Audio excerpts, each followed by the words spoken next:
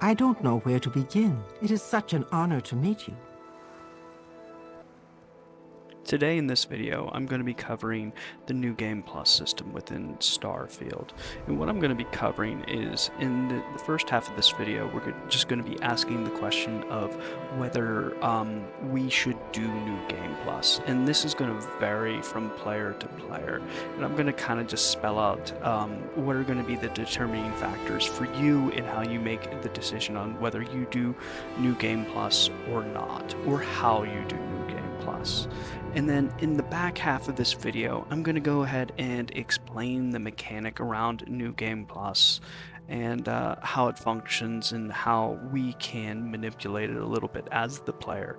I'm going to have to spoil the story a little bit. So there is going to be a spoiler warning, and I'll call it out so you can drop from the video to avoid it if you want to. So something to consider is going to be the cons and the pros of New Game Plus. So we can get into the pros. The pros are going to be really short. The pro is going to be basically you get to play the game a second time, as the New Game Plus system is essentially going to reset the world you're in. So all the quests are going to reset, everything's going to reset. And this is going to allow you to take the quest routes in a different path and experience the game in a different way. Also, I don't know if this is a pro, but this is a reason to do it. There is a certain mechanic that is only leveled through the New Game Plus system. So there is a little bit of a push by the game mechanics to do it. As far as cons go, the biggest con is going to be when everything resets, it's also going to reset your tangible items. So any items you have, your weapons, your gear, your outposts, your ships, they're all going to be gone. The only things you're going to keep is like your level, the perks you picked, the skills you picked, anything you learned from any of the magazines. You'll get to keep those. This being said, for some people, New Game Plus is not going to be a thing that they should do or want to do. And you probably need to figure out if you're in this camp, because some people didn't figure out they were in this camp until after they started the New Game Plus. So what I'm going to tell you is, if you are Bob the Builder and you've built several epic outposts and they're all intertwined and connected and it's really cool and you don't want to give that up, don't do New Game Plus, because New Game Plus is going to delete it. If you're that attached to the outposts, the ships you built, whatever it is, then the New Game Plus is not going to be for you. But I do have a caveat with that. If you are a new player, you're just getting started into this, you haven't really built anything yet, but you realize you are a Bob the Builder. You were the person in Fallout 4 that built the elaborate outposts, and that was the primary function of your gameplay. What I would tell you is, when you're playing this game, play it with the intent to play it twice.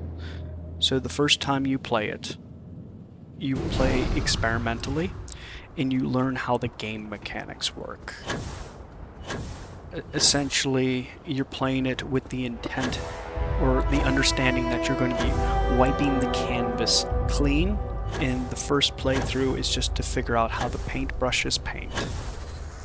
So play to learn, and then the second time, think about world building things. What quests you're going to do and how you're going to take them.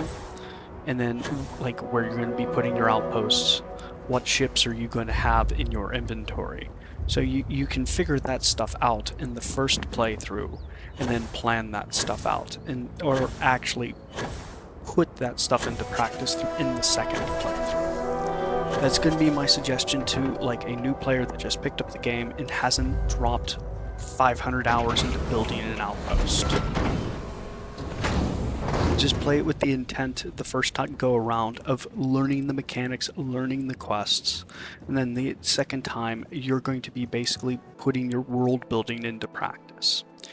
And this is going to bring us to our spoiler warning. If you don't want the storyline spoiled for you, now is the time to cut out. You can come back to this video when you get to that point in the game. And I'm just going to break down the mechanic. But for other players, yeah, I'm going to break down the mechanic now. Just one thing to keep in mind is that is a question you need to be asking yourself now, is like what kind of player you are and how you want to handle the New Game Plus system.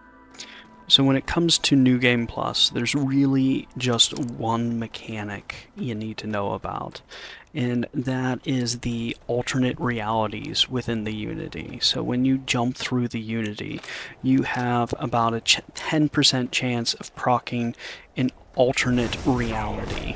And then there's a 1% chance of proccing an alternate reality with a duplication of you in it.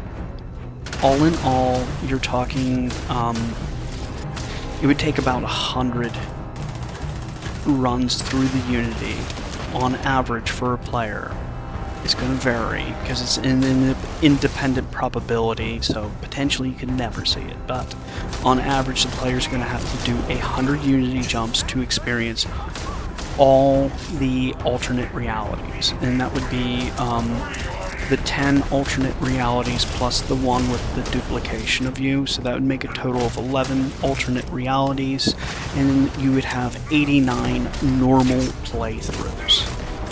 Me personally, that sounds a little excessive, so I'm perfectly fine with breaking this game mechanic to make it reasonable for me to experience all the alternate realities.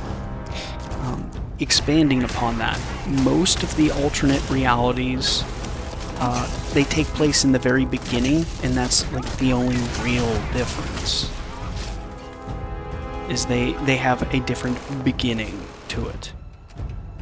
So essentially, if you're willing to break the game mechanic, you can experience all the alternate realities in a rather quick time and just revert back to saves. I'm going to show you the technique. Now, I personally would suggest you actually play through an entire alternate reality, because it definitely changes the gameplay entirely without Constellation being there. But the experience is rather similar between all the different alternate realities. After the beginning portion, the end's basically the same. You know, Constellation's not available, so you're going to be playing without them. It's a very good playthrough. I've done 3 of them that way. I think it's very enjoyable without Constellation. I like to play as, you know, an explorer, and I just basically wander around the galaxy and just explore. But, let's get on to how do we break the mechanic so we can experience all these alternate realities. First thing we're going to do, we're going to throw down a hard save before we put in the armory. Why am I going to do this? Because I can jump back to this universe, and I can jump back to this universe without the armory in there, so I don't make a mistake or something and walk through the Unity. Who knows, it might happen. But I stick that hard save there. I might want to return a month from now and come back to this universe. Say you're Bob the Builder and you decided to jump. If you do that, you can go back to that hard save.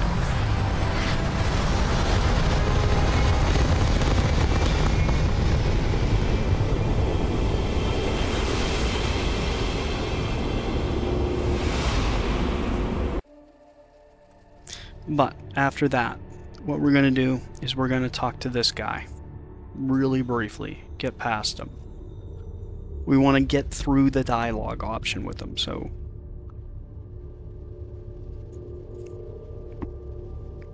we definitely don't want to be loading up a save to this dialogue every single time. I hope you're enjoying the view. I never get tired of staring at it. Eternity. Do I? Huh. Welcome home, Starborn. As always, the path to a new universe is forward, past me. Or you could turn around and return from where you came. So from here, what we're going to do is we're going to run past him. We're going to throw a quick save. This is going to be our reference point while we're reloading the Unity if we don't get a universe we like. So we skip all the dialogue, everything. The only thing we can't skip is this cutscene. So you're going to see this cutscene a billion times over again if you're going to do this for the New Game Plus. I think it's personally worth it to see those alternate realities. Some of them can be rather fun, and like I said, the alternate reality, if you play it through, it is a much different experience from playing a normal universe. The absence of Constellation definitely changes how the game plays. I would suggest playing it at least once. But as we get to our next universe, what is going to happen is we're going to get a little quest pop up. Now, if that quest watch at the top of my screen, if that quest has Mass District in brackets, what that means is it is a normal universe with a 1% chance of having a duplicate you in it. Now, if it has a duplicate you in it, congratulations, you hit a 1 in 100 chance. If the quest does not have Mass District in it, that is an alternate reality. That's one of the 10 alternate realities. Those are a 1 in 10 chance to drop or to proc. So if you're looking for those, it's probably going to take you 10 or 11, maybe 12 reloads to get it, but you'll get it. And it'll eventually pop up. So that's essentially what you're going to do, is you're going to jump through. If you don't like the universe, you're just going to reload it. If you're looking for an alternate universe, you don't want the Mass District in brackets. If you want a normal universe, you want the Mass District in brackets. Note there's going to be a 1% chance of a duplicate you in there.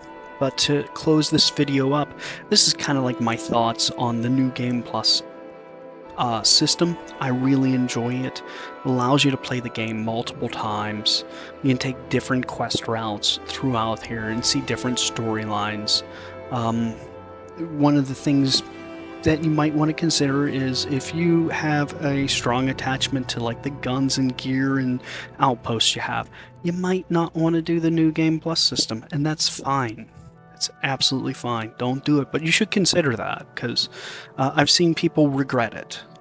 So figure out what you enjoy about the game. If you enjoy the journey, continue the New Game Plus.